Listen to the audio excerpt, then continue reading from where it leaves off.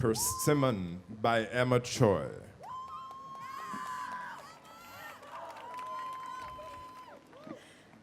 "1987. Every Friday they come. The girls with the ripped jeans and the silver rings burst through the door of the sandwich shop with a single mission: to raise hell. They tear up napkins and litter the flakes on the floor. They leave the sinks running in the bathroom. They shout slurs that Juyeon's parents can't even understand. Beginning at the start of the school year, the girls' visits have continued every week. Juyeon has never seen them. Her parents only told her what was happening when she walked into the store one day after school to find her mother wiping ketchup off the window glass. Sometimes, Juyeon leaves early from school to try and catch them in the act, but the girls seem to possess a psychic notion of when to come and when to leave. They are an infection that Juyeon is powerless to treat. And yet, Juyeon's parents refuse to do anything about the vandals. They stand behind the counter, watching the damage being done, and clean up the mess once they leave. They are our customers, they tell Juyeon. We must serve them. They accept it all as the price of America. They have not come to bargain. "Man, that's fucked," is all John can say as Juyeon tells him about the situation during chemistry class. "Why don't you just call the police yourself?" Juyeon tells him that her parents would see it as going behind their backs, undermining their authority. John shakes his head, sunlight glinting off his white blonde hair. "Man, that's fucked," is all he can say.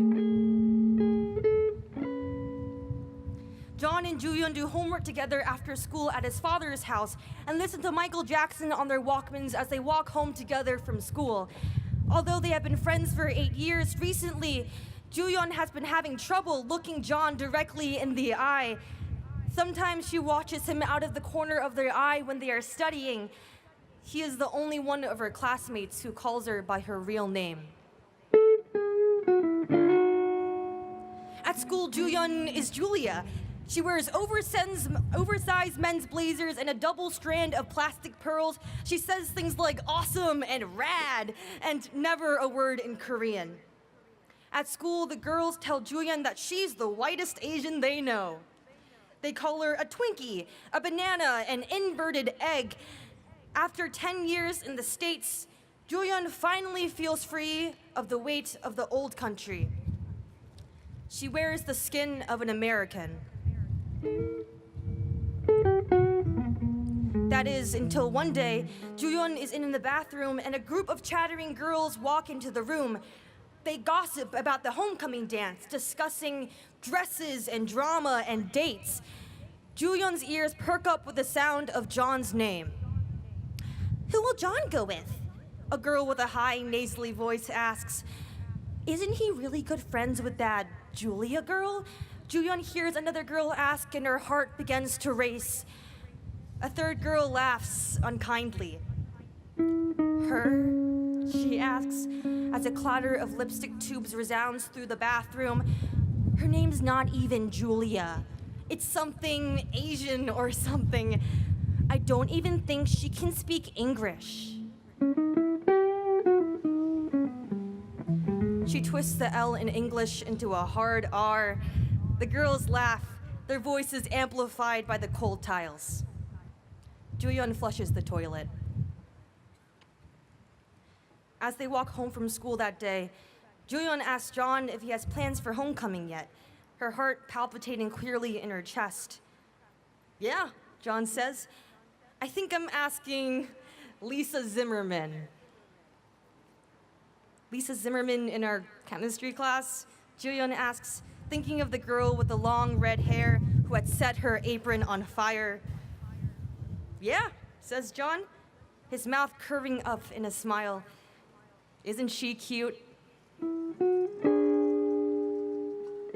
Juyeon walks into the store to find her mother collecting pieces of shredded napkins off the tiled floor. Juyeon spins around, scanning the streets for any trace of the girl, but the sidewalks are empty, and she is alone. Juyeon wants to shake her mother, to scream, to break down the walls of the shop. She wants to make her call the police, to lock down the store, to at least refuse to serve them.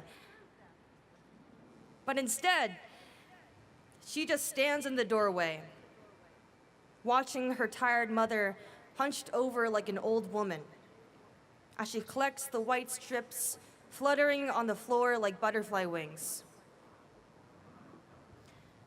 Juyeon takes a deep breath. She walks into the shop to help her mother clean up. Thank you.